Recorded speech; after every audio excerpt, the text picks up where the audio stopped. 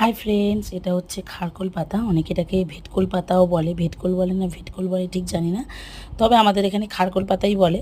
আর এই সিজনে এই পাতাটা খুব বেশি হয়, দেখবে মাঠে ঘাটে কারোর বাড়ির মধ্যেও হয়, কিন্তু আমরা এটাকে আমাদের বাড়িতে প্রত্যেক বছরই হয়, এই বছর হয়নি, তাই এটা বাজার দিয়ে কিনে আনতে হয়েছে।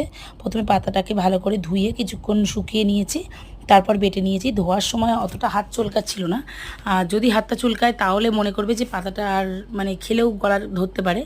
কিন্তু আমি যখন এটাকে ভালোভাবে ধুলাম, দেখলাম আমার হাতটা মিশমিশও করেনি, কিছু হয়নি।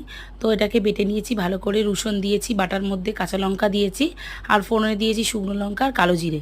তো তেলটা গরম হতে শুকনো লঙ্কা কালো জিরে দিয়ে কুচানো পেঁয়াজ দিয়ে দিয়েছি। কুচানো পেঁয়াজ দিয়ে দেওয়ার পর তারপরে যে পাতাটা বাটা ছিল সেটা দিয়ে ভালোভাবে নাড়াচাড়া, বেশ অনেকক্ষণ নাড়াচাড়া করতে হবে, একটু কালো কালো হয়ে যাবে তখন নামাবো। তার আগে যদি এটাতে একটু গলা মিশমিশ করে, তাই জন্য সামান্য একটু লেবু দিয়ে দিতে পারো আর সামান্য একটু চিনি, তাহলে ব্যালেন্সটা ঠিকঠাক থাকবে। আর এটা যতক্ষণ না কালো হয় ততক্ষণ নেড়ে যাবে।